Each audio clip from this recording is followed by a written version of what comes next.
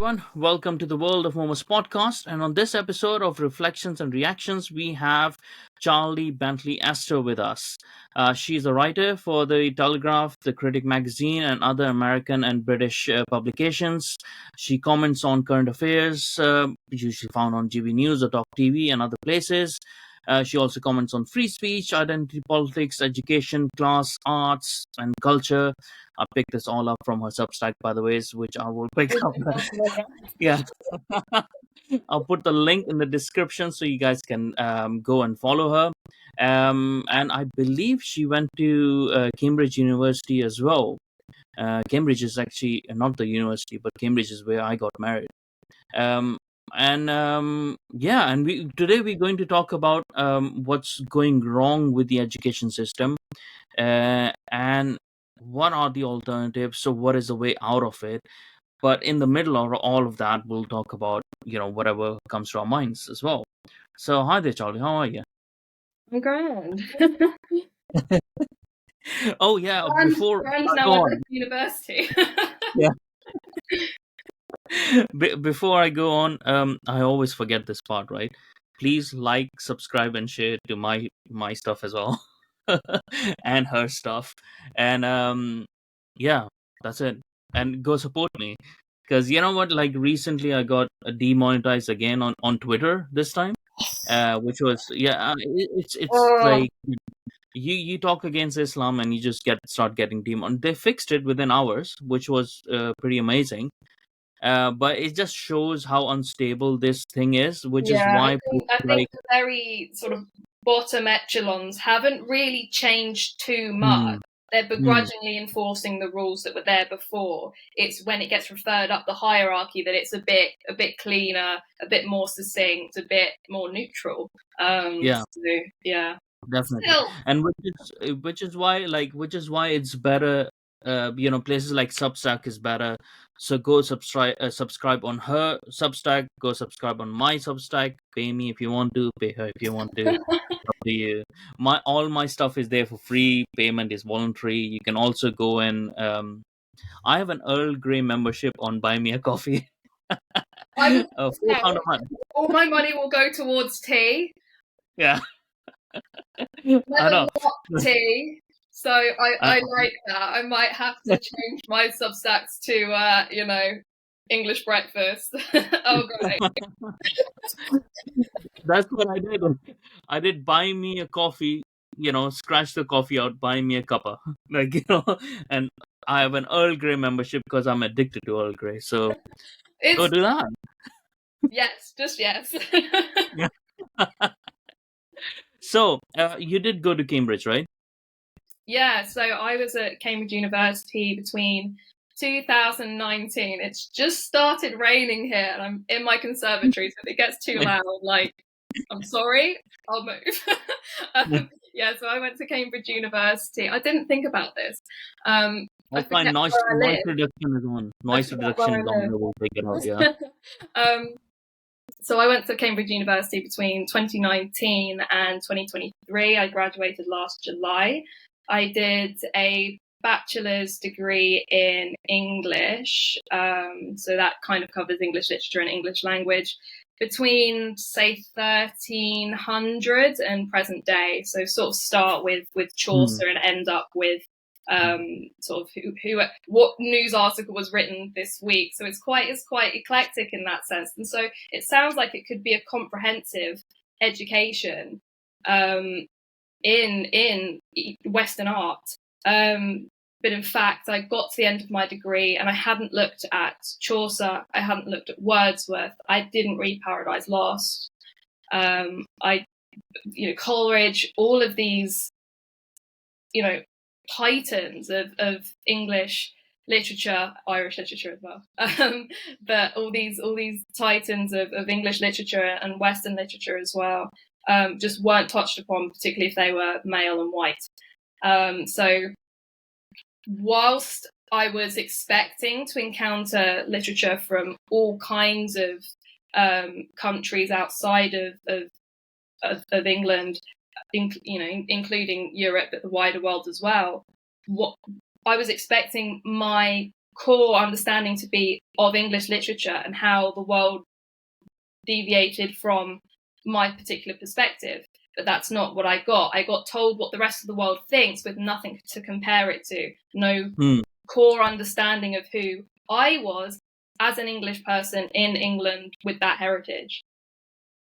And what a crime that is, because it's not cheap, right? You might get a student loan, but you have to pay it back, right? So, and especially universities like higher end universities like Oxford and Cambridge and stuff, they are even more expensive than the other universities because they charge a premium to students. I don't know, at least for international students they do. They do for students who come from abroad. It's good in the UK that for Cambridge, Oxford, you pay the same for any undergrad course. The thing is, they're offering more than any undergrad course, at least in the kind of teaching and tuition contact hours than other humanities courses at other universities. So they're running at a deficit. But where Cambridge becomes expensive is you're not allowed to work during term time at Cambridge. And so if you're a working class person, they have subsidies there, but it's not the best, particularly because working class. But you have to pay it back.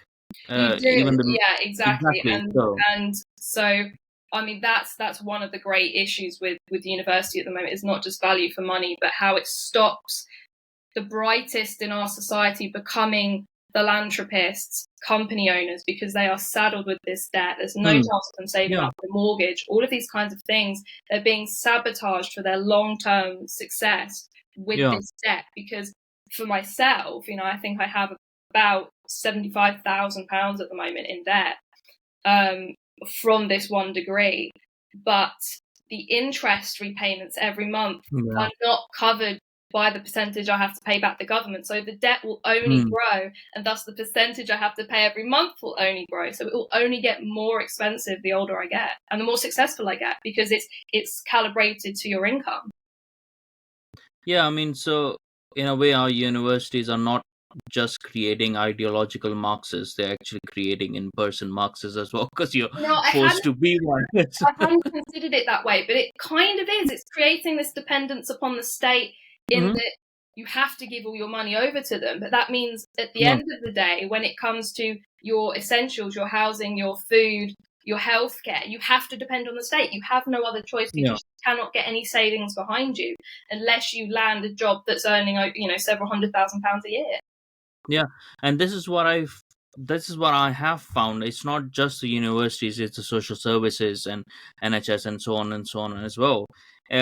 Even if you don't ideologically believe in Marxism, even out of university, if somehow miraculously you come out not being a Marxist, these days, your circumstances would force you to be sympathetic towards it, because, well, why would you have a buy-in into any national identity or your roots and everything when you can't buy a property, when you can't own most of the stuff, when in these sort of circumstances they're inbuilt in that way. And it's just student loans is one of the ways where where we were supposed to help you, but it's gone reverse. So the bigger socialist aspect, sort of socialist aspect that we had with universities was that education was free, right? That actually was anti-socialism, because it gave people enough independence. It gave you could learn about whatever you wanted and not be in debt and do something with your life, and that's how you pay back to society. Well, I completely agree. And I mean, I'd be interested why you use Marxist in particular, because for me, it's more socialist, communist. Because actually, I say that because it's at the core, right? So that's where it starts. The foundation from which so many of these ideologies come. But actually, in my experience, in practice, you don't get much raw academic Marxism in the classroom or in these institutions or in the government. It's this trickle down. But Yeah, but you have to like so this is what I find as well. This is one of their ways how they distract, right? So they say, oh, it's not Marxism, it's Maoism, it's communism, it's this. No, no, no, it's all the same crap, right? It comes from the same. What is the core of it? So you burn down the core of it, and everything else falls down. The same thing I find with Islam as well, where they try to, oh, it's not the actual Islam, or these are Islamists, or these are no. Where does it actually come from? It, where are those justifications coming from, right? So if there is a if there is a set of ideas that is producing bad coding in people, that means that set of idea, no matter in what iteration, is just wrong. So just reject it. So that's why I just say it's either communism or Marxism, Yeah. like, but at the core it's the same. Yeah. It's going after the cancer cells in the blood without taking out the tumor that's causing them, isn't Mhm. it? Yeah, but what a what a shame it is that you studied English at Cambridge, and they didn't touch upon the foundational. It didn't go deeply into the people who made the language it is, who made literature what it is, right? It's not just as an English person that you should feel aggrieved, but as a lover of language, no matter where you're from. And I found that as well. So I did my uni far back than you because I'm a lot older than you. So I might not look like it, but I am. But I was in Pakistan at that time. I did my bachelor's from 2005 to 2009. I wanted to do philosophy, but because everything in Pakistan is seen through the prism of, what work can you get. Yeah, uh, socioeconomic. eh, exactly, like it's more on practical terms. So I ended up studying business administration, which is very far from what I wanted to study. But over there was a sense, even in Pakistan, in that field where philosophy is not concerned, where Islam is not really concerned that much, even though we had a mandatory course of Islamic studies within business administration for some reason, like Islamic theory. Like, what the hell, man? Like, Well, I don't um know. See, I don't know because I kind of wish that in. So I was listening to a podcast about the American universities this morning, hmm, and no matter what course you do, you kind of get a micro crash course in the humanities, in kind of ethics and all the rest of it. And of hmm, course, it's woke and it's no good. yeah, But we were before we started recording, we started talking about this lack of heritage in our hmm, society, not knowing who we are. yeah, So I don't know that I necessarily object to having some sort of cultural, religious element to any course, just to yeah, embed you in where you are. But certainly for business, it seems more out yeah. of the way. I think I think so. There's different ways of doing it. I don't think it's a responsible. If I'm going to study about cars, right? I want to be a mechanic and stuff. That is not the goal. Is for me to understand cars and stuff, right? The cultural element, it's a failure of a society if the cultural element is only coming through universities and education and not from your home, right? So Yeah, it right. should come from your home. It should come from you going to the church yourself and having a buy-in, because when it's uh when it's thrown at you at every single opportunity like that, you're gonna repel it, right? And that is what has became a lot. I was in Karachi, and over there you have a more of an educated class living, or at least the ones around me were more educated than the rest, and they resist religion because it's thrown at it's like just shoved down their throat at every opportunity. And that is a shame as well, although, like, for Islam it's an exception because it's a shit religion to begin with. But otherwise, but there was still curiosity at that time. In 2005, Mm. 2009, I was studying at this university, and we would explore ideas and stuff. Obviously, there's no sense of wokeness in Pakistan, so you wouldn't get that. But because it was a private university, there wasn't that much Islamization as well, although in public universities you had that. So I feel it's sort of like the same element, because I find a lot of similarities between Islam and communism. Mhm. And if any Westerner wants to understand what Islam is, it's actually communism. Like, communism, it's like its lost brother. But it's a coding, it's the same coding, it's the same things that they go through. So it's the same way they What's lie, struggling it's the on that? same way they Because I've not deceive. really heard that perspective. I don't understand why people don't make that connection, because it's just they act in the same way. This is why they have such a good relationship right now, that they have an alliance, the communist and Islam, because they're Mhm. so much similar in how they operate, not in how they believe in everything. Obviously, Allah and all that stuff, and them believing that there's no religion and stuff like that, but it's how they operate, the processes, right? And what we have is a bunch of people in, like, the majority of the people in the West, in the universities, not understanding what communism is but following it, and not understanding what Islam is but following it, The right? So you advocating have a for it. combination of those people. Yeah. So this is why there's an alliance, because there's two groups of people who have alliance in the process of doing things, but not understanding why they're doing those things. That's why there's an alliance. So when they find out, like it happened in Iran, back during the revolutionary times, and when they found out how it actually works, one killed the other, right? So Mhm. one consumed the other. You just switch the leader out essentially, but the social structure stays the same. Yeah, yeah, basically. But So, when I came is to it? Sorry, if I Mhm. may. No, go on, go Is on, it go on.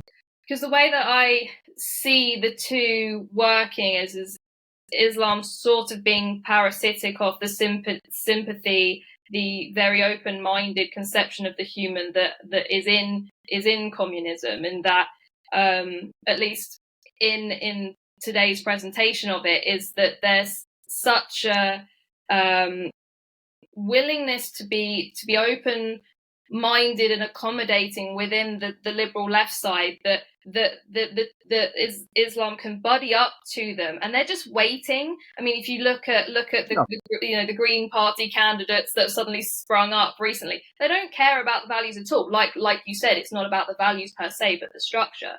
But it seems like they're just sort of waiting in the wings, even though some of the policies that the dominant liberal parties have a complete antithesis. They're happy to wait, perhaps because they have a deeper sense of this intergenerational inheritance and a sense of afterlife and all of these kinds of things. They're happy to wait in a way that the godless aren't.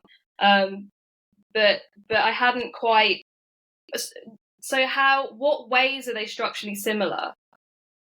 It's how they, okay, so structurally how they're similar is how they perceive economy to be, right? So Islamic economy, like, because Islam has its own economy, like a financial way of doing things, which is prescribed within Sharia, which is much in line with how a communist would see the world, because they're against capitalism, they're against, like, they have like a mandatory zakat, right? So zakat Mhm, is sort of like a thing that you have to give towards, and there's a percentage towards any of the goods that you own, which mhm. are beyond the necessary. You have to give a percentage towards it yearly, into charity or into the state, which will distribute it. So it's a Is they that have the is concept that of is that just not a byword for tax, or is this on top of tax? Hmm.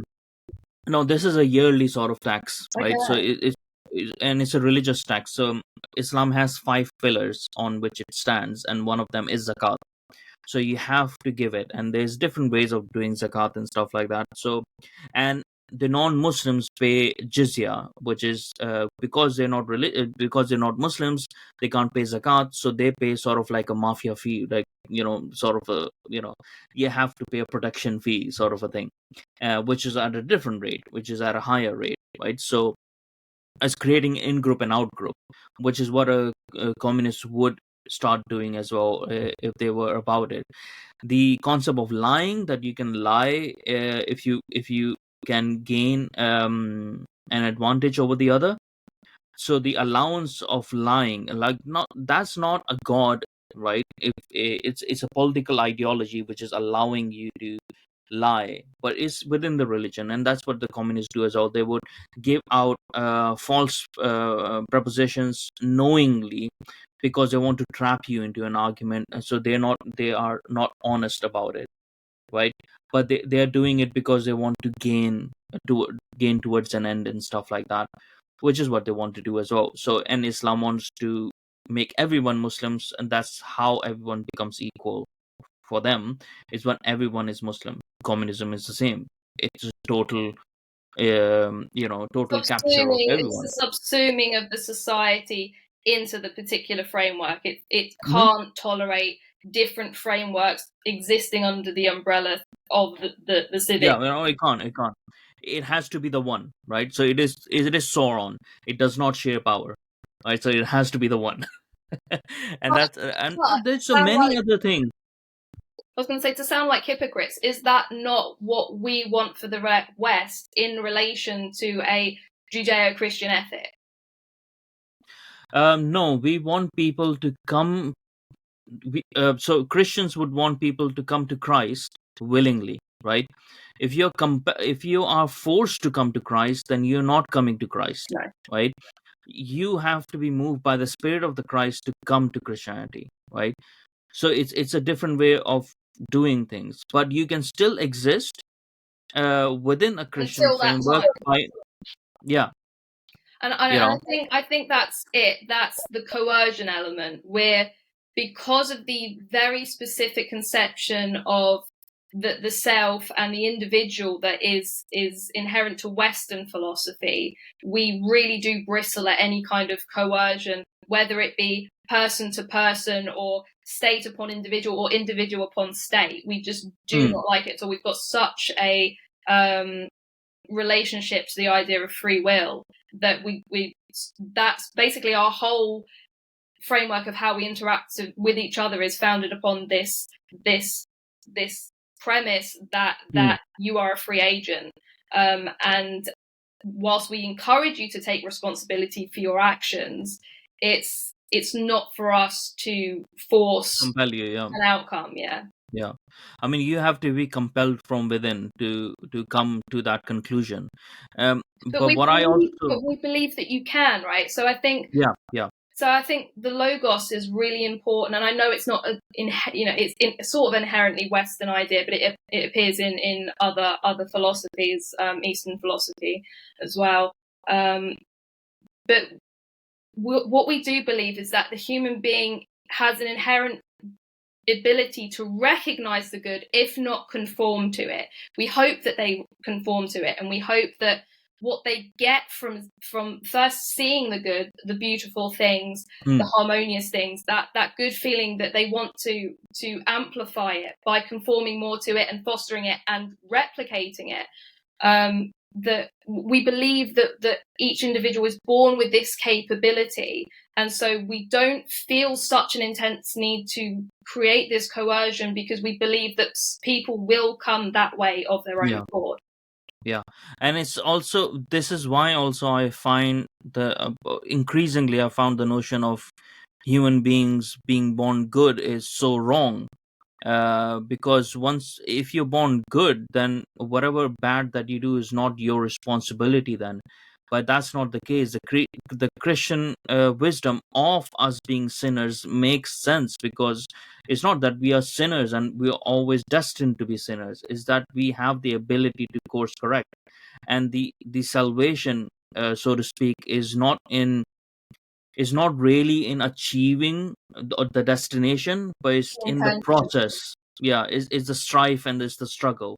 That's where your salvation is, because you're constantly trying to be good, and you can never be as good as Christ. So, but you are trying to achieve that day by day, right? So, but these. So what I found, we got a little sidetracked. So I'm trying to Sorry, remember what we were talking. it's my general ignorance of Oh, Islam and interest in communism and how the two marry. But yeah, I mean, the thing about like Islam though is, like, before we come back to whatever we were talking about, which I've forgotten. what This will give me some time. The thing about Islam and the West is that the West actually do not understand Islam, because the West has forgotten Christianity, right? and the real Christianity, not this fake Church of England Christianity, which is not Christianity at all, right? This is liberalism cosplaying as Christianity. It's not Christianity. When Christians knew themselves, they knew why they rejected Islam, right? Because it Islam rejects Christianity, right? So now you see a lot of Islamists trying to play between the alliance of Christians and Islam, right? So you can see what they're doing, how much better they are than communists are doing this, because they've had 1400 years of doing this. At one point, they're trying to create an alliance with the communists in the universities and stuff like that. Oh, we're all about peace and love, and Islam is peace. And on the other side, they're trying to create an alliance with Christians, right? Saying that, oh, we must band together to defeat evil. People who are spiritual in an unspiritual world. Right. So they're trying to capture both the left and both the right, so that they have total dominance overall. This is what they actually want, and they're really good at doing this because they've had 1400 years of doing this, right? But we don't understand Islam because we have forgotten the power of scripture, and holding it as true, right? It's such an alien concept, right? So I Hmm. think we really have got away from universities, but Hmm. this was the reason we failed in Afghanistan ultimately. Hmm. Is that you know there were fighters there who said, doesn't matter if you kill me or my son, Yeah. or my son after him, or my son after him, because this is about, you know, our transcendent existence, the Yeah. fact that I continue in other Hmm. people, and that I have a life after life, that it doesn't matter. We'll fight for this piece of land our whole lives, Yeah. and we just couldn't understand that because we'd become so detached from the life-giving energy that scripture can have, Hmm. that it was, we just like, no, if we just keep bombing you, you will give up. That Yeah. we just No, couldn't. they won't. They Same won't. with Vietnam, to take it Yeah. out of the religious context, just having that sense of history and national identity. You know, the Viet Cong just like, Hmm. you just keep going, we will just Yeah. keep hiding Yeah. in the trees, in the bushes, and picking you off until you give up. Yeah. And the thing is, we eulogize Vikings so much, but it is the same mentality which Islam has, right? It's a death cult, and Vikings were a death cult. No matter how people want to, eulogize them and make them appear good by making really nice, series about them, and people falling in love, just like people start falling in love with pirates and stuff, like they were criminals. So Vikings had the same mentality. Everything they wanted to get into Valhalla. So they had to die in battle for it, right? The same mentality is within Islam. Mm-hmm. Now, Norse mythology is way older than Islam, but it had the same, Islam took that mentality from them. And it's not just unique to, the Nordic people. It's all the nomads, nomadic tribes and stuff. They have a similar sort of mentality, how the Mongolians had that mentality and stuff, because they are survivor sort of race. They believe in death more than they believe in life, because their death sustains the life of others. But that And I have Islam that fear started like for that. Christianity, though. I have Mm. that fear for Christianity because they've become such an. I mean, it's true that in the best form of Christianity, you're not necessarily earning your way to a good afterlife. Mm. You're living.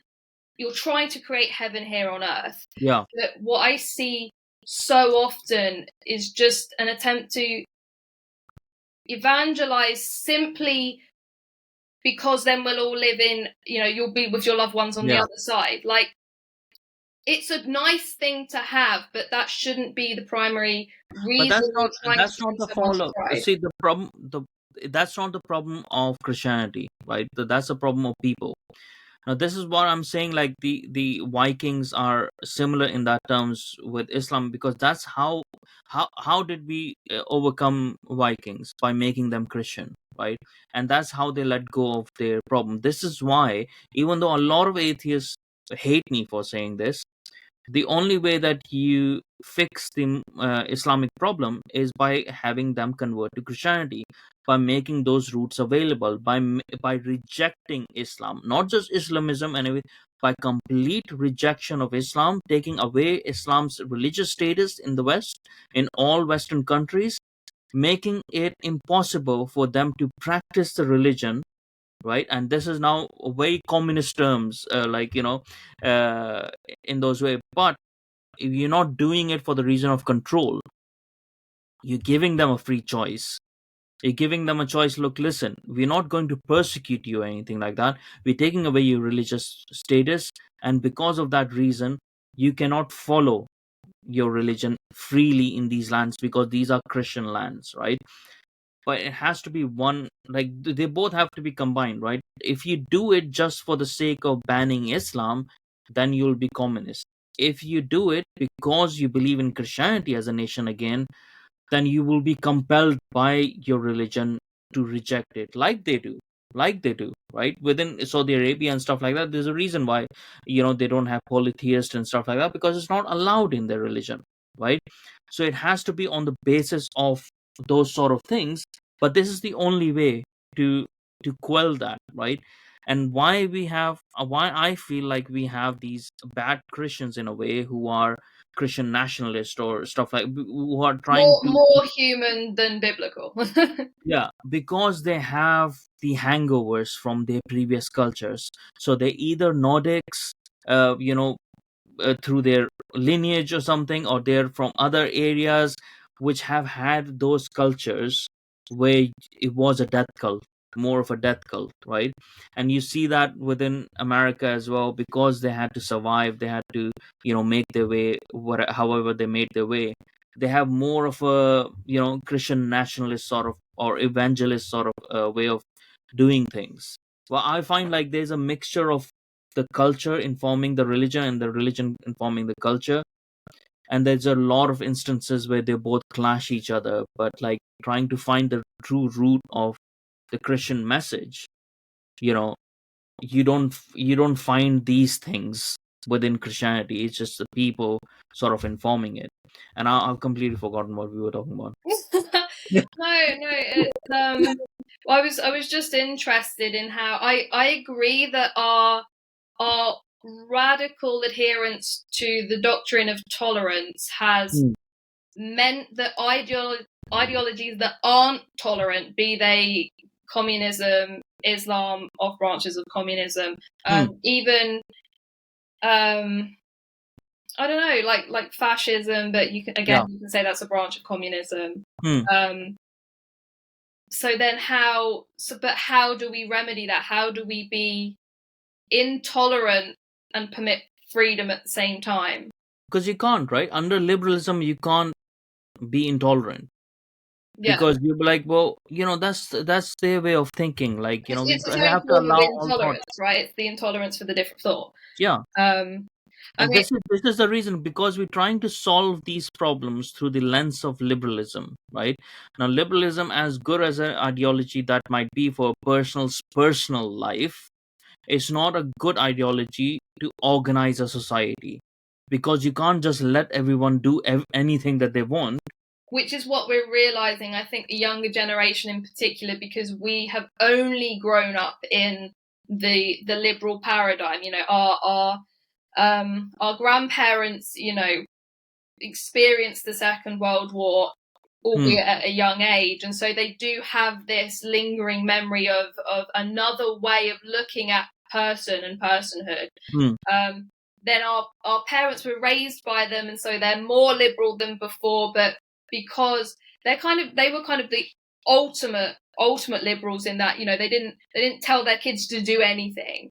And so that generation of kids are now like, no, tell us to do something. Yeah. and and Kids so need we're the structure. first ones that are sort of going, is liberalism working? But we struggle to unpick it because, particularly, those of us who have never really left the West, do not know anything other than Hmm. this. now we have this great virtue in social media, one of the few virtues it has, of giving us access to these intolerant regimes abroad, showing us that and you think it would make us run more towards liberalism, right? Yeah. Seeing these totalitarian states, theocracies, that we'd run more towards liberalism, but it's not. We're realizing now that we're importing those ideologies that we have to pick our own and assert it. But But how to do that is I'll just difficult. like explain it like simply as, let's imagine you're at war, right? And you're being attacked from every which way, right? And the soldiers are just at a disarray. People don't know what to do. They're not looking for freedom then. They're looking for someone to show them the way, right? Someone to organize them, someone to structure them, someone to give meaning to their sacrifice that they're going to make, right? Because they are willing to make the sacrifice Well, it's to bring it as back. long as it has meaning. To English literature. It's that great Agincourt speech that Shakespeare writes in Henry V. This band of brothers here Mm. on St. Crispin's Day. For God, Harry, England, and St. George, and so yes, you're right in that orientation. But again, I struggle with it because it's like I'm personally more vengeful than modern Christianity. I see Jesus flipping over the tables in the church going, no, you don't sell stuff in here. And I'm thinking, yes, assert yourself in a way that I just, I don't see him being construed that way in church. I see him only as this forgiving figure. And it's like, no, he insists In what on church? In what church? This is the problem, right? So there are churches that are speaking the right things, right? One of the church that I find interesting is the Free Church of England, and I think so people need to start looking at it more and more and more, right? Because that is not woke at all. That is teaching people like a more muscular Christianity in a way as well, where people are ready to assert themselves. And I think so the more people turn towards the actual Christianity which they are teaching, the more it will solve the problems. But also, the reason why Christianity is important within the West as well is because people are becoming more vengeful, right? So when you become more resentful and you harbor this feeling of resentment, because resentment is the most dangerous emotion. It has led humans do way way bad things beyond which they realize after they've done how bad they are. Christianity has the capacity to modulate that, right? To modulate your vengeance in a righteous manner. it puts a stopgap between Yes, the feeling and the action. It says, exactly. okay, maybe you can still follow through with the action, but you better articulate to yourself Yeah, really bloody hard why this is justified and why it will result in the greater good afterwards. yeah. And then you have to, and that's not enough. You then have to justify what the greater good is and Hmm. where it comes from and why it is better than anything else. Yeah. And I think that's kind of unique. That's what the Christian ethic gives to the West. Look at what Islam did, right? Look at what Islam enabled on 7th of October. Now, the feeling of resentment, or the mixed with other feelings as well, the feeling of resentment within the innocent people of Gaza led them to support Hamas in their act. Hamas was acting on an evil mandate anyways, but it led them because they didn't have the Islam allows you to do that, right? Islam does not have a barrier over there saying that okay, to this point but no further, right? Like Christianity has those barriers that you're trying to achieve things, and in the process of achieving things you're allowed to do certain things but no further. You would not rape, murder, and like those things. You would not do that no matter what. So this is why Christianity is so important, and this is why Islam is so dangerous, because Islam also gives structure. This is why I see a lot of Westerners going towards Islam, because Islam is more knowing of itself, right? Same reason why I see people going towards communism is because they are knowing of themselves. They have a plan, they have a structure, they tell you what to do, they give you meaning, they give you activate you. They give you purpose, they give you instructions, you go and do these things. And these things matter to people who are lost, who are running around like headless chicken, right? We have lost sheep, and we have bad shepherds. So we need a good shepherd. This is the point where a good shepherd is so bloody important. And so, two, draw it all back to universities. We're relying on universities to be these shepherds now, where the shepherds have been completely lost from the community, be it the primary and secondary schools you go to and the good teachers you can encounter there, be it church leaders, be it the heads of your town, be it the matriarch on your road who's like, no, you're not all going to sit there screaming at 8 o'clock at night. At 8 o'clock, we're done. You're going inside and you're having a bath and you're reading a book and you go to bed. It's we've lost these leaders, and so our last ditch attempt is the universities, but it's not where we should be looking. It's historically where we've looked. Every time we've had a kind of cultural rubble outside the universities have stayed, broadly speaking, the same. It's difficult with regards to the religious aspect of them, because they flip so much, at least in England, between Protestantism and Catholicism, and its various forms of Anglicanism and then nihilism, and of course its flirtations with communism as well. But for the last, because Oxford was founded in late 1200 and Cambridge early 1300, and so, or thereabouts, I can't remember now. And so, but for sort of 700 years, a little bit of religious strife every now and then. It stayed the same, and certainly even within that religious strife, it was sort of like the eye of the hurricane. You experienced a few things flying past, but actually it's kept everything safe, the texts safe, our understanding of self safe, whilst everything else disintegrated around it. Now it's just become the rest of the storm, and we're trying to identify what that centre is. And it still seems to be the intellectuals, right? It still seems to be, because now the people who would have kept it sound way back when are the podcasters. They're people like Jordan Peterson. They're the more Christian academics within the universities. They're even the classical liberals, who'd have thought, who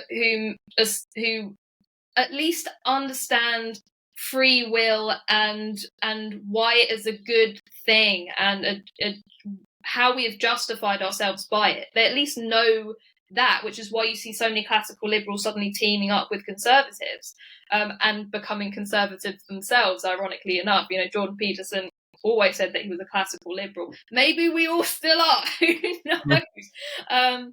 But you do see these people whom, and I probably include myself among them, and I'm sure you do as well, someone who was like, let's just all live and let live. And then they're like, oh no, this isn't working, and drifted more and more into conservatism. I mean, I was always one of those people, like, just live and let live sort of person, but there was context to it, because I was living under regimes which would not let me live, right? Which would call for my death for being an ex-Muslim and stuff. So my message for live and let live was very strong in that sense. But when you come over here and you see those same people infecting the societies over here, then I can't be live and let live, because, like, if I live and let live, then they can live and let live. Come in and ruin it. Yeah, exactly. And Yeonmi Park said the same thing when she left North Korea and went to South Korea and then over to the US. She was bright-eyed, all this freedom. I can't believe how I can choose to structure my day and choose what I eat, and I don't have to go and try and source it for myself, and I'm not told what to think, and I have all this choice of culture, etc., etc. She's like, this is amazing. Then when she was in Colombia and she found that it's this maximizing of freedom is in fact kind of just no man's land waiting to be territorized. Yeah. And she, started saying, no, you need to identify what's good about the West, defend it, assert Hmm. it, and do not budge. Otherwise, you will just be conquered by other people whom are less tolerant than you. And Who are more knowing of them? Like anyone who's more knowing of themselves, right? A minority always takes over the majority. A minority that knows itself takes over a majority that doesn't know itself every single time, right? Even like the American Civil Wars, well, only 3 or 4% of the people actually engaged in the operations of the Civil War, right? It wasn't the whole population. Whole population was affected by it, but not everyone fought in it, right? So it's always a determined and knowing minority that takes over. And the more that the West detaches itself, and the main reason of it detaching itself has been universities, you know.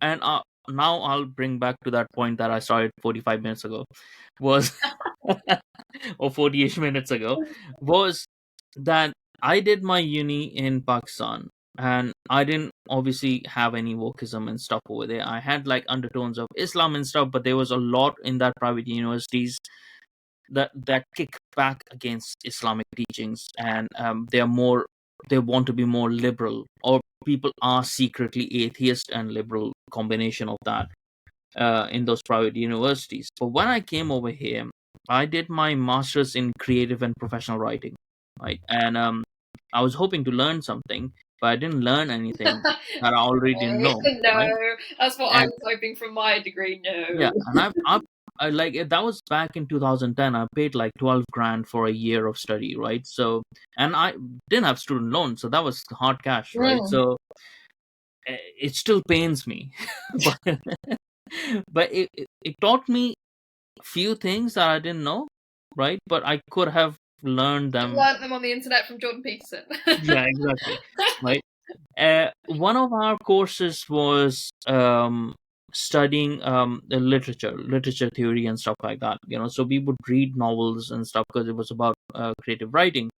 So we would read like 2 novels a week and stuff like that, right? So none of the novels that they had were actually, I wouldn't say they were good novels to begin with. None of them were like the John Steinbecks, or like, they didn't even have Murakami. Like, at least if you want to have a foreign like translated work of foreign literary genius, like, have Haruki Murakami. Then there's so much to learn from his writing, right? Nothing like that. They didn't have any of the great writers as well, right? So, and what we had was people who believed in, and this is even in 2010, people who would believe in the woke stuff, or the liberal stuff and stuff, who didn't want to hurt people's feelings, and those sort of writers. And they had this guy, I think so, he was Pakistani, British, or whatever. His writing or whatever, stuff like that, it was very badly written. The story structure was not that good. It was heavily edited. You could read through it, like how much edited it is and how much the writer's voice is not there. And we were supposed to talk about that, right? We're And supposed I've to been talk reading about this. it in terms of virtue, not talk about how obvious it is that it's edited, why it's bad. Yeah, How is it that the writer's voice has been lost? yeah, Where is the writer's voice located in this? What thing is unique about this that tells us something about the writer and his yeah. understanding of the world? That It's was the whole point of the degree. The whole point of the degree was us to find our voice, right? And we were being confronted by people who didn't know they, or they were like, so I've been reading this book that I never read, like The Grapes of Wrath by John Steinbeck. There's so many things to read, so sometimes you just miss out these classics. Every page is a delight. Every page is a learning moment. The way that he describes just mundane things, like, that's what I like reading, the descriptions. You don't even need lessons or anything. You just need to read these books and understand how he's structuring it, how he's the dialogues that he's using, right? How they are more authentic to the voice of the people that he's portraying, right? This is what people fail in understanding. This is We the thing. why is this not, why was this at least not part of, like, considered a part of the curriculum? We didn't even go into Shakespeare that much, and I was like, oh, like, I've been reading Shakespeare since I was 12 years old. Why is Shakespeare not here? What is this degree? I've, sorry, I've still yet to find someone, and maybe I'm just underread because, again, my degree. Yeah. But I've yet to find someone who's. I mean, Harold Bloom begins to get there with the emotional significance of Shakespeare, but I haven't found anyone yet who's gone stylistically. This is what he's doing. This is the Yeah. effect it creates in the human spirit, in the imagination. Why does it do that? So, like, that's I Yeah. mean, and I was asking Yeah. questions that, I mean, I was, I got told I was asking questions that were above undergrad, so don't expect them to get answered. But it's, that's why I went to university. I've wanted to be a writer from a very young age. I've always been a storyteller in my own head, and then try to communicate that to the outside world. But I didn't just want to read the great books. I wanted to understand what is unique about each book to each period of literature. But why is it that using series of commas in a sentence has a different effect on the soul to a sentence with no commas? I still don't understand it, and I don't know that it's a question we can even fully get on top of, but I wanted to try. And there's these deeper questions don't even occur in the classroom anymore, because we don't look at the style. No. We say, I mean, the writer is the least interesting person in the whole damn book, right? It's the characters, but it's what does this person, what does the writer, why is the writer portraying these characters this way? Is it that they're just, what is the project of writing in the first place? Are they just describing people whom they've encountered in life and opening up the floor to go, why the hell are we like this? Or are they attempting to understand it? Yeah. But it's always just, oh, well, this writer is black, and this writer is queer, and this writer's a woman, and how do the oppression of said class appear in their texts? I don't care. Nobody should care, right? And this is so annoying within these new age Netflix things as well, right? So there is no story, there is no character building, right? You just drop in characters and stuff like that. It's just virtue signaling points, and the story is just lost. Who they are the moment they've turned up, right? So the character turns up, and they're stereotypically gay because they're wearing like a crop top and flapping their damn hands around as if these stereotypes weren't insulting enough that we got rid of them for about 30 years. They trot them all back out, and it is frustrating, especially for people who love literature so much, for it not being, because movies are not just like pictures and stuff. The best movies are the ones with the best writing behind them, because they're trying to convey something. It's the script writing is the best of dialogues, right? So how a person delivers a dialogue. And the best news series that in the modern age is the True Detective. The first season of it, right? The first season of it has not been surpassed by any of the following seasons, because it didn't matter who the characters were. It just, you explored them within it, and what they were saying. What they were saying sometimes was less important than how they were saying it and how they were delivering it, and what time they were saying it. Like, there's so much information that is going on without anyone having to describe it, right? So I find a lot of amateur way of doing things, of how people do write things, is that they will describe you everything as if it was an anime, right? Like, they would describe everything that was going on. um, you don't need to say that this person has lost his mother, right? You don't even need to say that.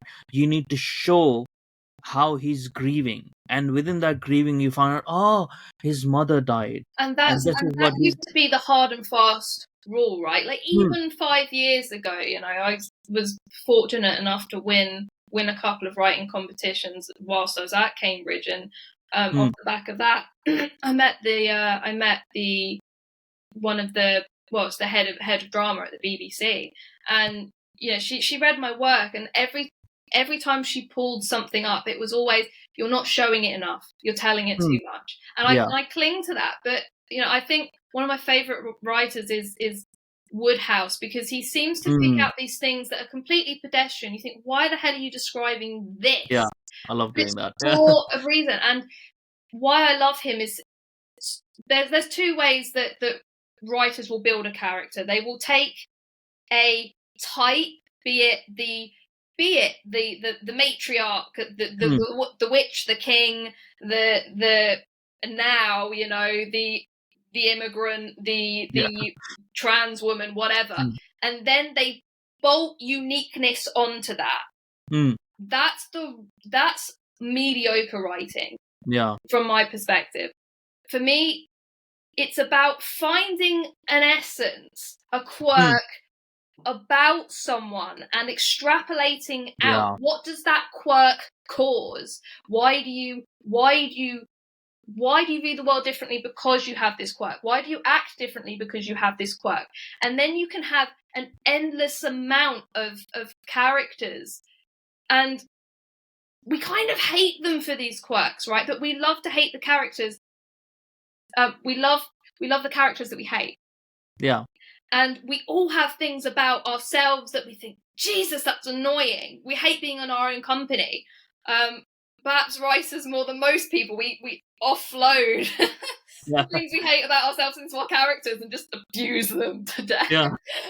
But you're observing things, right? So you're sort of humanizing your characters that you're writing about by putting your observations into them. And at times, like, what I like doing is when I make characters, they're obviously a part of me because they are experiencing something that I have experienced. I might not have thought like that, right? But then I do thought experiments. What if I thought like that, Mm-hmm. right? And then I become that character how I think like that. So they would have a uniqueness within them, which they have quirkness within them, that they would concentrate on, like how they like their coffee, why do they like, or how they like their tea, but why do they like it like that, but that's a quirk of my own, but it's embedded into them. Then it Well, just well, makes them more human and more relatable to people. lampooning is the highest form of love, right? Which is Hmm, why we adore people like Woodhouse, is because hmm, we view his um, depiction of England as the quintessential England, precisely because he's exaggerating yeah, those quirks that are uniquely English, but making you love them in their absurdity because they yeah. produce something beautiful. And but this conversation, like, about that is, you don't even broach that in university, and it's just This is the sad part that I found, and this is back in 2010 that I found as well, that there was lack of curiosity within these fields, and I was like, well, you are aspiring writers, right? So I'm not saying I'm a good writer or anything of that sort. Like, I haven't finished my novel in 5 years, but uh, the first novel I wrote, I hate it because it's just something that I had to get out of my system, all and right. I don't even like the story. Like, so I'm very bad at marketing myself. I hate that book. I don't buy it. Don't read it. Don't buy it. It's just out there, which gives me motivation to write better books, right? But Reclaim is your sense of worth. exactly. But is that lack of curiosity into not what it is trying to portray, but how it is trying to do it, how the reader is going to perceive it, because you are a reader as well. Why should you put commas in certain spaces? Because you're not putting it for the sentence to look good. In my perspective, is so that it reads well, right? So it reads well, the reader takes a pause at certain points, because you're forcing them to take pause if you want them to concentrate on certain things within what you're trying to say. Like for me, like I'm trying to write as I would read it, you know. But there is complete lack of curiosity, and it's not just in literature, it's in everything. But because people are so desperate to just be told what to do, that they're losing that sense, like, because in their personal life they're not structured, so they can't this is the thing that people feel like the liberal mind thinks, that you have to be free of all restrictions so that you can think freely. Well, actually, no. You need to have a structure, so you are confirmed of yourself and knowing of yourself, and know what are the precepts of your starting points and stuff like that. What are your precepts? So then you can think freely, Well, understanding and from what the rules are, you this know. is demonstrated in a psychological experiment involving a playground. You've probably heard this, and some of your listeners will. But if you put children in a playground with the fences and an adult in the middle, they will go right up to the fences. They will use the fences in their play. They will incorporate it in. They'll even try and get over the fences and through the Mm, fences just a smidge, and then they will run back in yeah, because they've pushed the limits. If you take yeah. the fences away, they will all congregate around the adult and afraid to go too far. So Mm, Oxford and Cambridge, in the old academy system, we think of stretching right back to Plato, is that your lifestyle was taken care for you, and your history was taken care for you. And Cambridge have lost you it. didn't even have to think about it. They refused to enforce it, in that you had a college. Your college had a history. You learnt that history. You were now part of that history. That college is part of a university which has a history. That Mm, university is embedded in a country that has a history and informs, particularly at the higher universities and the historic universities, have informed that country's history. Then in your day-to-day, it's like, okay, you have lectures at this time. You're going to have to get up by this time to be there on time. mm, Then afterwards, you're going to have lunch in hall, and we serve the same things on each day of the week, and mm, you are going to talk to people in that hall for the next 45 minutes. Then we have lessons in the afternoon. You're going to go to them, and we're going to prescribe you some set texts. Then you know how to go and look at things that aren't those set texts. So my problem with my degree now is that it's become so fluffy in that they don't tell. There's no set text for any of our exams. None. There's one. how can you appreciate what you're even reading or what you're even trying to learn if you don't know why you should appreciate it? But that's the act of study, right? Is understanding why you should appreciate it. Yeah. Instead, we've been given a whole load of new texts, outside texts, and told this is virtuous, and you're going to accept why it's virtuous, and then we're going to move on. It's like we don't even go, this is virtuous, and let me tell you why. Feel free to contradict me. It's gone even past that,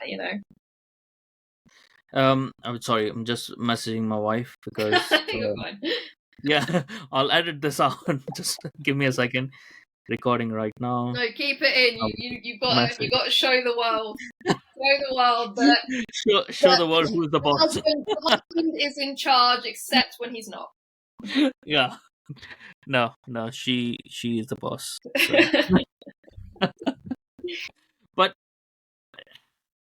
it's depressing sometimes when I see the universities and stuff, like, because when I wasn't here, I always wanted to go to Cambridge, right? When I came here and I did 1 year, I didn't want to go to any uni because it's like I'm not wasting my time. It's really hard for me because I, like, right now I am doing another master's in world history, which is like ending soon, but it's just online, some What, the course or institute. the world?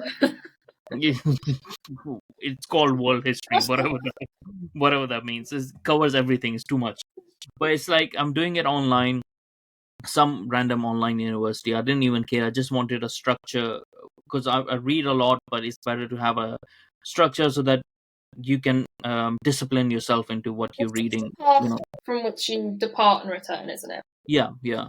um but it's sort of like, because I'm always that sort of person that is always learning and stuff. I'm doing different courses, I have like different qualifications I'm trying to get, this and that, because I like, my mind works like that. My mind works within the education system.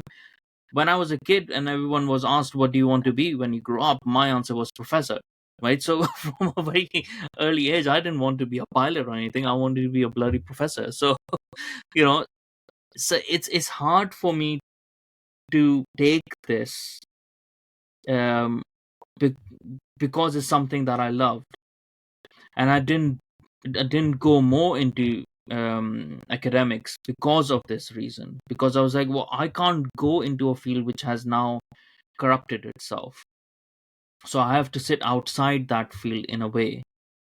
So what we have to explore what the alternatives are, because we cannot let this new age woke ideology, which is mixed in with Marxism, to destroy a cornerstone of Western civilization, because universities came out of Christianity, right? The importance of learning and stuff, they came out of it.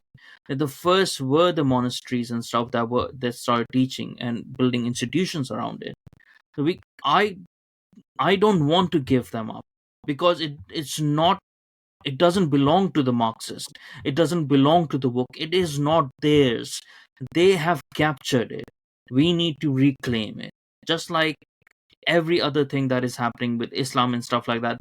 These are not their lands. They are claiming, the lands that do not belong with them.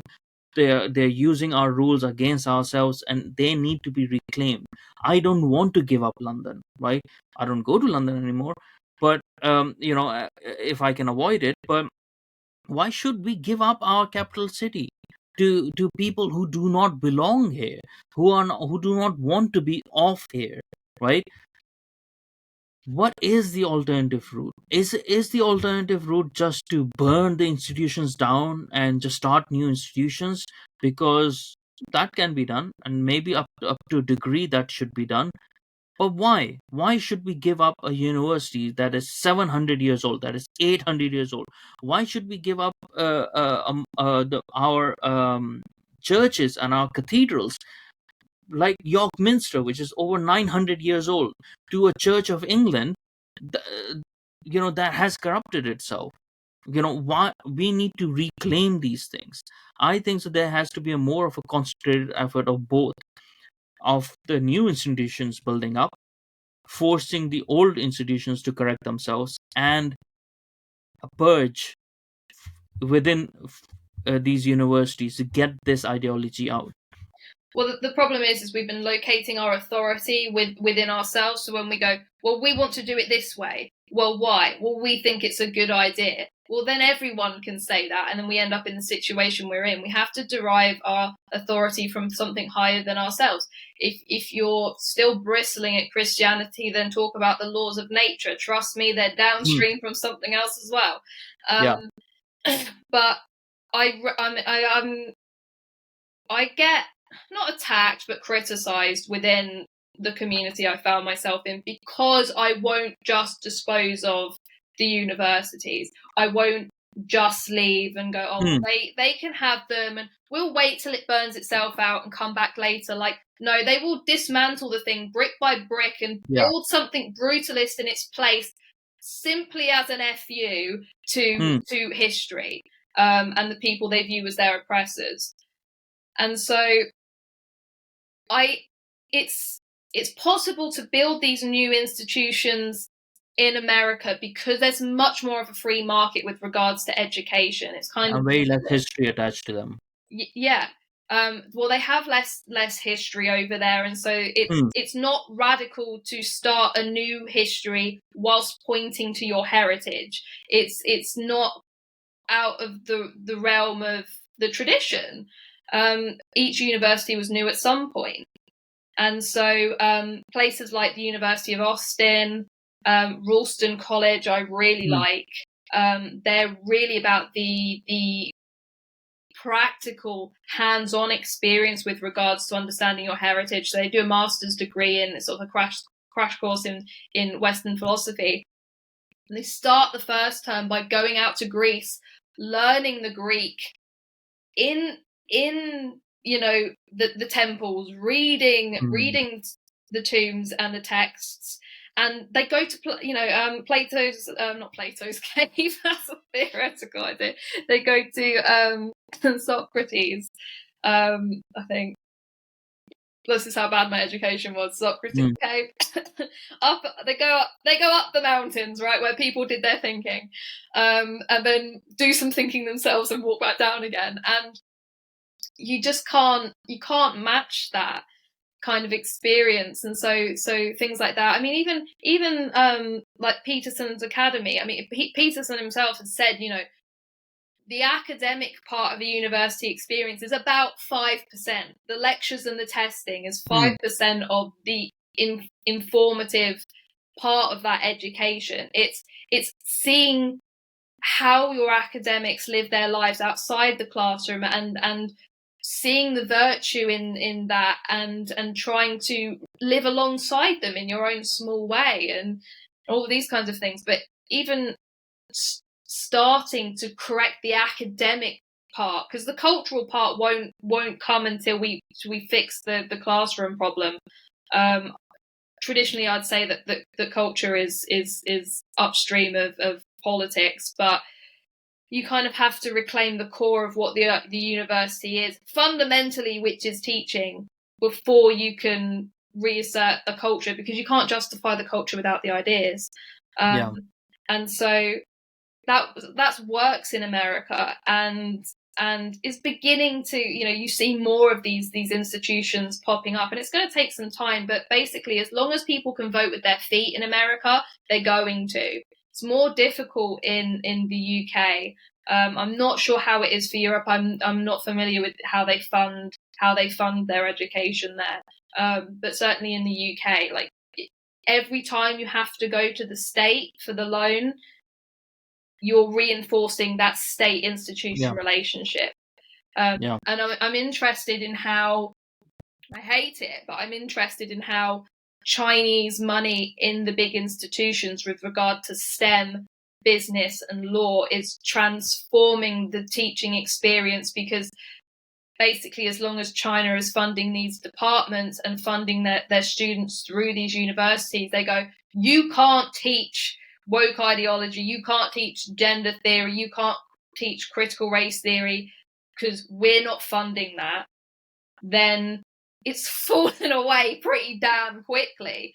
And so it shows that the ideology is infallible in this way, is that, we all love fluffy ideas, but it doesn't pay, whether it be financially or in the research outcomes.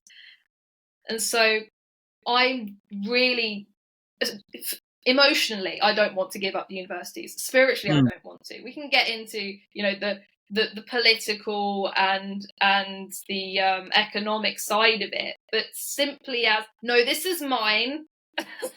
Really territorial about it. I love it. Screw you for trying to take it away from me. I am like a child with a snatched teddy bear, but heck, it's my teddy bear. No, I think so. It's the right attitude. For me, it's the right attitude because it's a recent thing. Like even 50 years or whatever, 50 years is still a recent thing. This invasion of the universities, which are 700 or so years old. It's hard. America is like, we can't see what's happening in America as something that can be replicated everywhere, because it's different for all nations compared to America, which is sort of like a new nation and everything. It will take them a lot of time. They still haven't discovered themselves properly. No matter how much they like to assert themselves, they haven't discovered themselves properly. They haven't been challenged properly. And the Apart path from that they're few. on, I'm not sure that they will, because as long as because they had, basically their core identity was, we're the land where whomever you are, you can come to, and we all unite around this ambition for self-determination.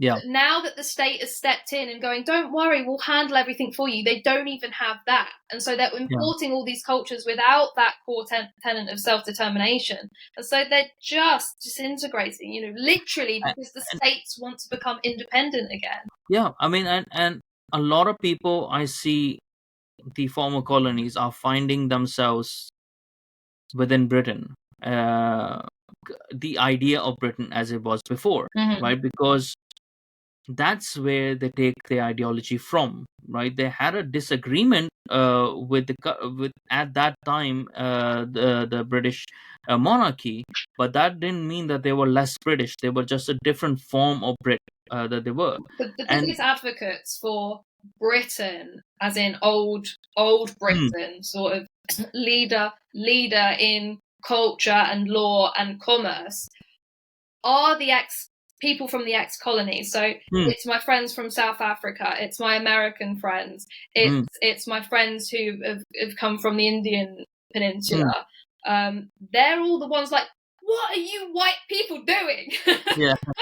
In the nicest possible way, but they're like, you've no idea what you're giving up, because we gave it up and it all went horribly wrong.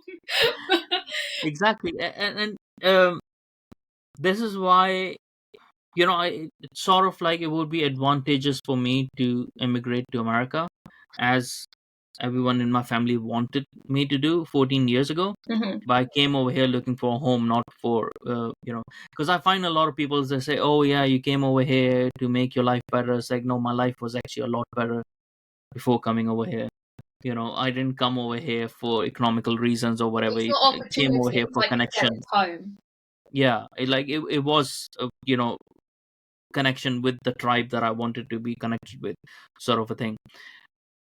It would be even now, like easier for me to go to America or somewhere and be far more successful than I am right now with whatever my day job, or simply they pay you more for the exact job you're already doing, right? Just simply. Yeah, exactly. Like, and that's the thing. But the thing is, my sort of aim in life is not selfish in that way. I'm not looking to sort of serve myself. My intention is to help in whatever little way I can to save the West. And I don't think so the West gets saved unless Britain gets saved. I think so Britain is key in not just saving West, but reviving the West, especially the Anglosphere. This is where the fight back has to start from. And Britain has to lead again in that sense. In what Britain does inside informs the outside. They don't necessarily have to lead a fight as such. They just have to set an course correct example, right? themselves. That's what the leader does. Is they show their own house to be in order, and everyone else goes, "Dang, I want some of that." Yeah. So look at what happened even with the gender critical stuff, right? So when Britain started taking the fight, right, helped by J.K. Rowling and stuff like that, when Britain started taking the fight, it encouraged everyone in the former colonies to take the fight as well, and there the thing started getting more fired up. Even It's COVID, when we do it right? here. Even COVID, because Britain was one of the last to conform to the masking and the distancing and the staying at home, but we were also one of the first to give it up. And basically, kind of assumed was Britain went, okay, go. Yeah. Almost America, Australia kind of dropped everything overnight.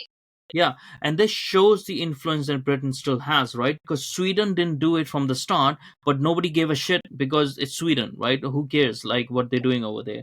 If Britain did what Sweden did, nobody in the Anglosphere would have gone. Exactly. And this is why I feel, no, this is where I have to be. Because if I have to, what I see my purpose to be, if I have to have any influence, it has to be over here. We have to correct Britain for the whole world to be corrected, for the whole Western world to be corrected, and have that influence. But we don't have the right people at the right positions right now, and a lot of people are looking for political solutions, which are I don't think that the solutions are political. I think so the solutions are cultural. Mm-hmm. And unless we solve the culture, the politics will solve itself, because Mm-hmm. you will have a ground from where the politicians will come from. Right? And that doesn't get solved unless we get back to Christianity. Not the Catholic, that much of a Catholic Christianity, I think. It's Anglo-Catholic Christianity, maybe. Not the Lutheranism of the Nords, not the evangelism of Americans and stuff like that, but our version of Christianity, which is embedded within Britain, which is where liberalism takes its roots from as well.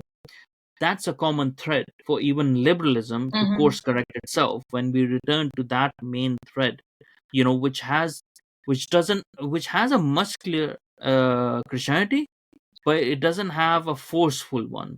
You know, it sort of creates the environment where you would become Christian, rather than forcing you to become one, sort Again, of a it's thing. I that think, setting yeah. the example, isn't it? It's creating a demi paradise and going, I want to be included in that, please.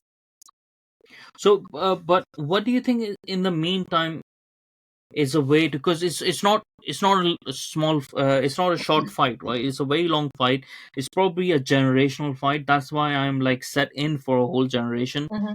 I'm not thinking that it's going to be solved even within my lifetime, but hopefully I can do enough and people can do enough within my lifetime so that it can have an impact. But what is the way of getting the universities back? What is the alternative solution for now, which people should concentrate on? Because it can't be like, okay, we just keep on going to these universities for now. We have to reclaim it, but we can't indoctrinate our kids. So it probably does start pre-university. It's parents reasserting themselves in the primary and secondary school space and saying, no, English values, Judo-Christian values, none of this liberalism. And they're beginning to. It's starting with gender ideology, but it could go further, and it's partly because the state is so in control of the schools. Even back in 1950, the schools basically governed themselves. Each school decided what it was going to teach, because it wasn't about a certain knowledge set, it was about a certain skill set. So it was the reading, the writing, and the arithmetic. And so how you got there kind of didn't matter. But it just so happens that all of us were going about it pretty much the same way. And if you look at the private schools, they're still kind of doing that because it works, because it produces elite people at the end of it. What the way out? It's difficult still to identify what the way forward is, because actually we've only been trying to really tackle it for the last 2 years. It's only got to that crisis point where the academics have gone, oh my God, I literally don't have a job anymore, or I've been forced out of my job, or I can't say a damn thing that I want to anymore. So we're still in we're still in the diagnostic phase. And so if you look at conferences like the National Conservatism Conference, NatCon, or ARC, the Alliance of Responsible Citizenship, even sort of podcasts and individual conferences. There's like the Battle of Ideas in London, which are trying to just deconstruct like what are our values, where have they come from. We're still in the diagnostic stage, but what I'm seeing as we're trying to move towards a treatment stage is a fracturing within the conservative side. And it's only the conservative side that are really trying to fix this. The conservatives, including the classical liberals who don't realise they're conservatives yet. You look at, there's more and more conferences now. We were all at the same conference 2 years ago. We were all these handful of conferences. Everyone influential was there.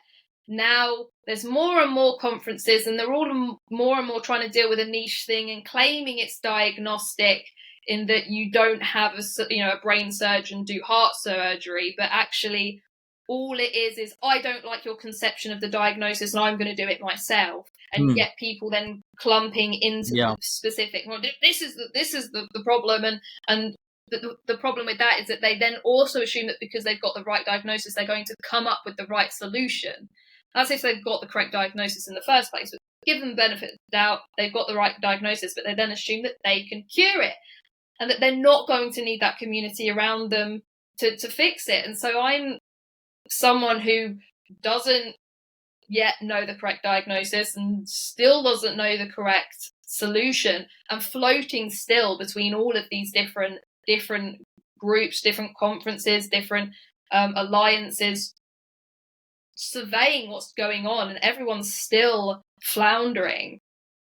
The only place where I've seen significant, meaningful resistance is whilst at university in secret societies.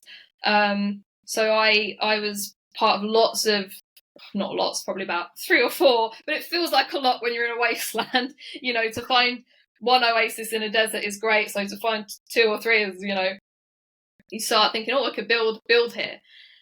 And these societies are not planning on how to push back so much as re-imbuing the individual with that sense of authority, that sense of history. They go out and conquer the world on their own after that. And I think it's sort of what we were talking about earlier, in that it's really hard to indoctrinate someone who knows who they are. And so it's the only reason I have been able to go out and do what public speaking and writing that I have, is that I got reconnected to what I always knew to be true, what I knew to be my understanding of the West and England and history and myself. These societies put me back in contact with that. And in a practical sense, all we did at these societies is talk to the people who have also grounded themselves and hear their perspective upon the situation. And we almost never, fully agreed on what they were saying, but it helped. And look at some of the great texts. You know, we looked at G.K. Chesterton and C.S. Lewis and said, what we feel at home with these people, to get back to your analogy. Why? What are they saying that makes us feel at home? And then recreating that in our own spaces. So all of these spaces were, very intimate. They were small rooms, and we had, wine and talked about philosophy. There was no grand speeches. There were no rallying cries. There were no, we need to go and dominate this. It's just, let's have a reprieve for a while. Let's feel at home for a little while. So then when we go out into the world, we can work out how we both spread that and have a place to come back to when we start to lose our way again. And that's produced, there's so many people whom are in the public square now who have engaged with these societies in one way or another, whom are the forerunners, the leaders in demanding action from the rest of the community, who are going, well, we don't like it, we don't know what to do. And so that's where the change is happening. But these people are only able to speak because of the publishers. I think that if we can recapture publication, we can go a heck of a long way. So the Problem Academics has, so another group I work with is a group called the Knapp Foundation, and their whole ambition is, the way they market themselves is that they are keeping the ancient rituals of the academy safe, the texts safe, until the storm blows over. But they're struggling to get their work published in the reputable journals, and they are the most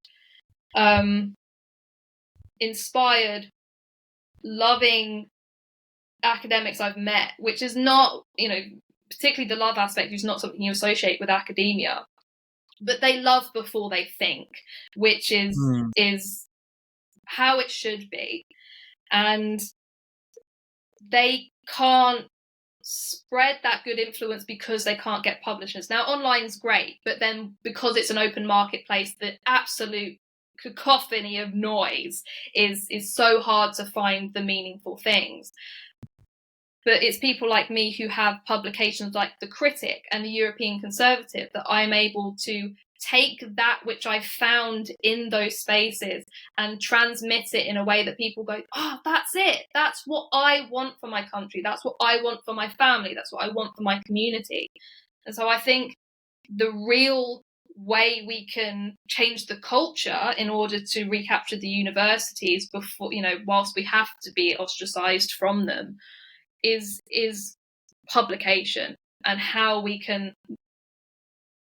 generate The exposure of respectability for that, the written yeah. word. Yeah, and also the distribution element of that, publications and stuff, how it can be given out to people more easily and stuff, and vehicles like Substack and other places, they help in this regard, of how to make it accessible for people, right? So, and also, I mean, to add to that, I would say a lot of people are feeling dejected, right? Because what the universities are doing, and they think the solution is just reject the universities, forget about going to universities, just like, you can get all your information from podcasts and stuff like that. And I think so that's a bad idea, especially if it's coming from America. A lot of bad ideas have come from America, and I don't say it as like just to diss on them, but it is true. No, I It is a fact. Like, all the agree. bad ideas are coming from them.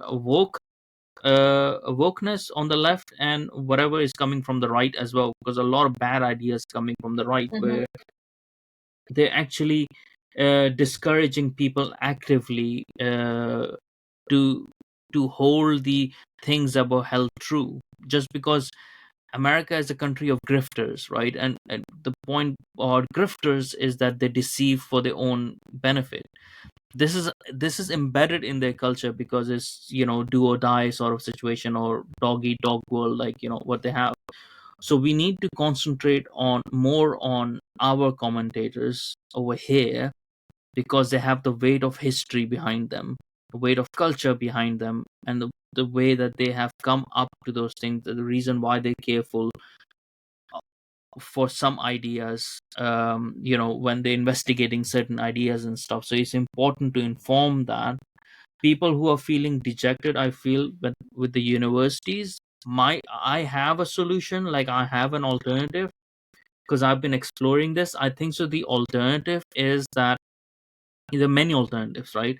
The alternatives is, first, going to university is not, do or die situation. You have to take a year, take a gap year, start taking those gap years, like, straight out of like school, don't go into university. Take some time, try to understand what you want, work. Don't go on holiday on the gap year, work in whatever way that you can work. Go work in restaurants, work in the wherever way, wherever you can work. It will inform you on what you don't want, and what you don't want will inform you on what you do want, right?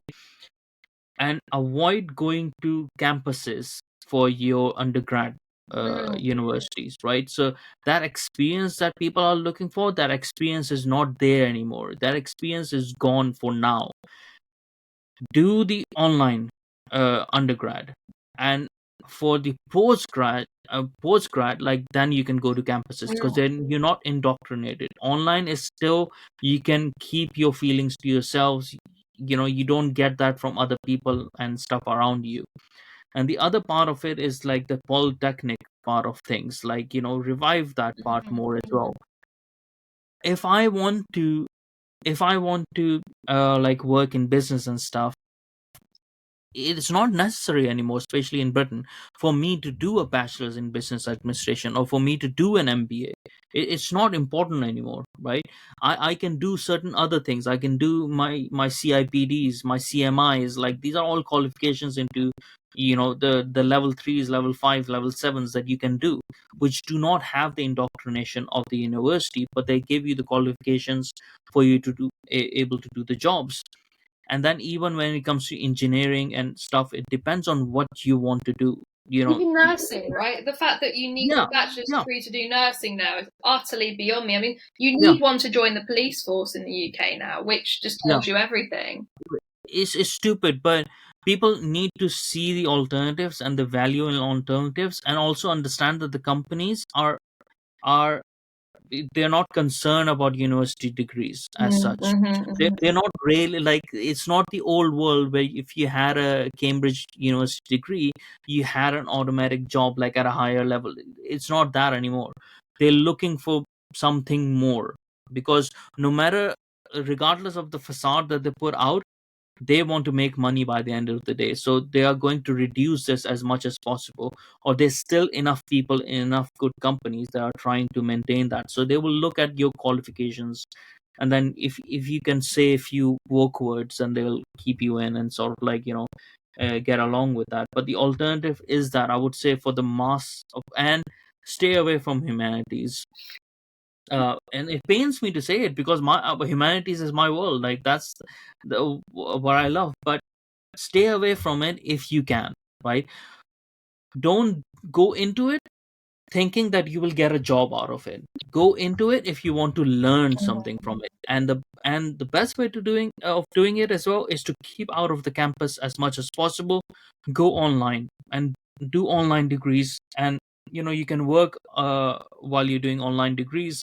There's no restrictions and stuff as well with it. You don't have to get a maintenance loan and stuff. you know um I think so that is a better way of doing it. And if you are lucky enough that your parents can that you can afford for your kids, send them abroad for their studies. Just like it used to be in India and stuff. They used to send their kids over here to study, and then they That's would what we come said back to to England. So what do the English people do? yeah, exactly. So they would send to Britain so that they can study and come back. The Yeah, idea wasn't to stay in England, not right? So they would say. use the study and improve their country, right? So we need to do a reversal right now, uh, to a degree. If you can afford it, if you can, send kids to Singapore, send kids to the countries where things are still working, right? To study with them, send them to Japan. Amazing. Like, you send them over there to study with those people, and then come back with better ideas to stronghold what we already have, right? The the solution is not just dejection. It's like, oh, I don't need anything, I can just go to podcasts and just listen to podcasts. Well, the point is that you don't know who you're listening to, right?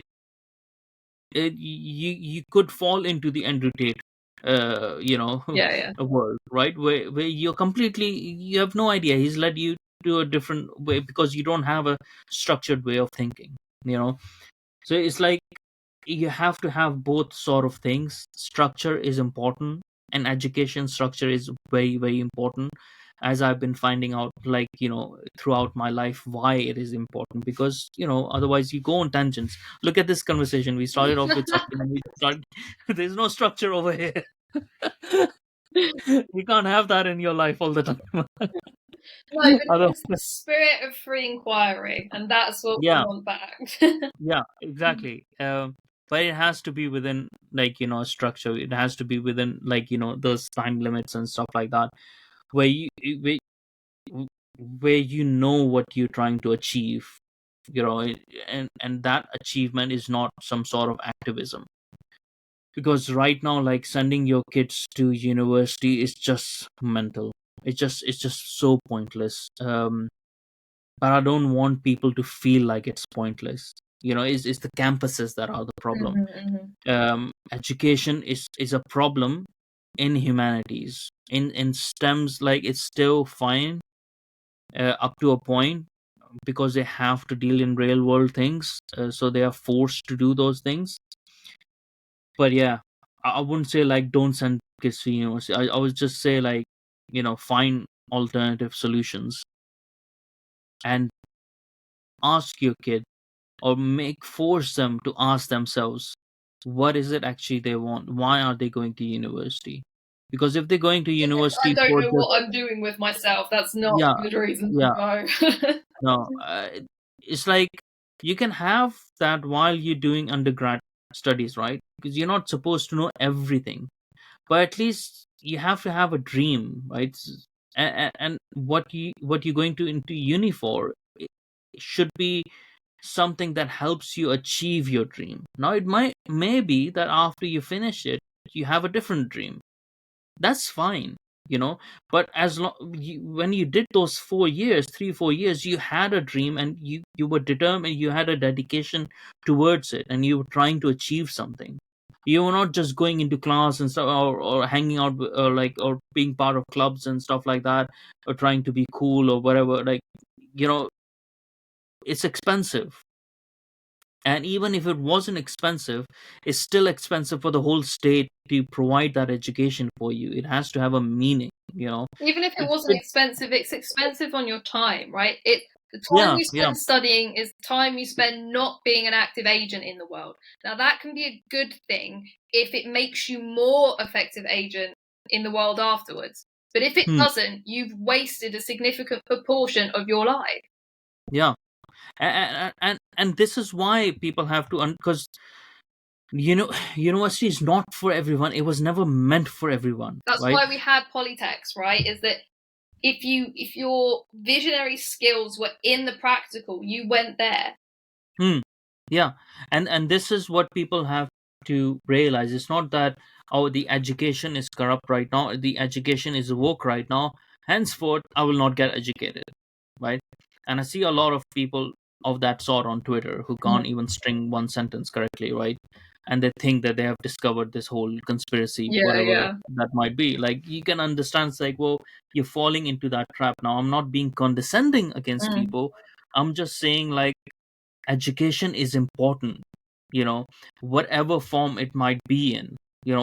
We have to keep on learning throughout our lives, whatever form it might be in. It might be, within university, it might be polytechnic, it might be, certain qualifications and stuff.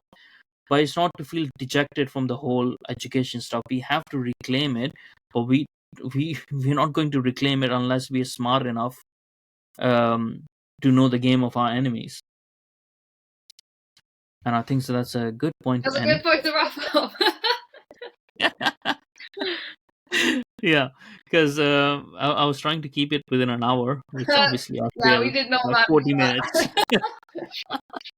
I failed that by 40 minutes. I I don't do, I edit do anything railed out, so you it's gonna in the be, beginning, and it just never yeah. recovered after that. I know. It's like, it's impossible. It's impossible when you start having good conversations. It just goes everywhere. Mm. Anyways, but we are going to end now. So thank you, Charlie, for being over here. Oh, it's my And pleasure. thank you, everyone, for listening, if you are still listening. What, what? Yeah, yeah. I'll put all the links in the description below, and like, subscribe, and share. Thank you.